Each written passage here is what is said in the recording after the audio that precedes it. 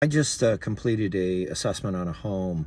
They called me because in a bedroom, the outside corner had a lot of mold on it, and it's down low near the below your kneecap and to the floor. I want to talk about the construction science of why this happened and how to prevent it.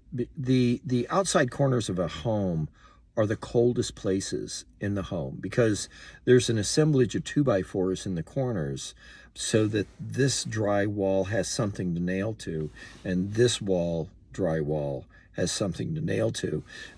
So the corner is constructed of many 2x4s. So the transmission of cold through the wood is easier than the adjacent space, which is filled with insulation. I went over there, lots and lots of mold. So I said, you can remove this. It really doesn't penetrate. It's being caused by condensation. Warm air hitting a cold surface, hitting dew point, allowing condensation to occur, and then you have sporation. You can just remove it with soap and water. We use Dawn dishwashing liquid. You don't have to buy anything called, Mold Be Gone or some crap like that.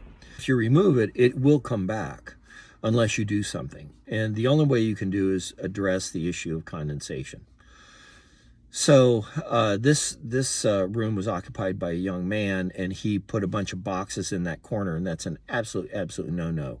So I always tell people, first of all, you need the warm air to stay in contact with the wall so that the wall stays above dew point. When you allow microclimates and you allow cold air to hit that outside wall, you're going to hit dew point a lot faster. I went into the basement and I went through and I looked at the foundation walls to make sure they were painted, because you're trying to lower humidity. You can only do two things: lower the humidity in the home, or to raise the temperature by 2 degrees. And the house was already pretty warm, so that wasn't necessary. So I was really focused on lowering humidity. So I went in the basement. It looked great.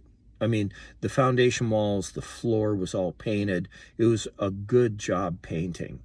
I didn't see any mold on the overhead floor joists.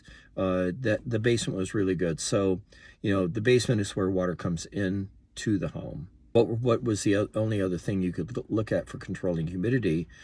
And I looked in the attic, and the attic was not ventilated correctly. If you don't ventilate the attic correctly, then you get humidity building in your attic, and then the humidity that's in the home cannot escape.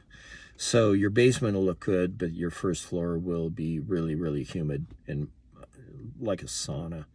So I told the client to improve the ventilation in their soffits and improve the exhaust. They have these static air vents, and they had about half of what they needed. So after they do that, then the humidity in the house will drop, and they won't have any further problems with condensation.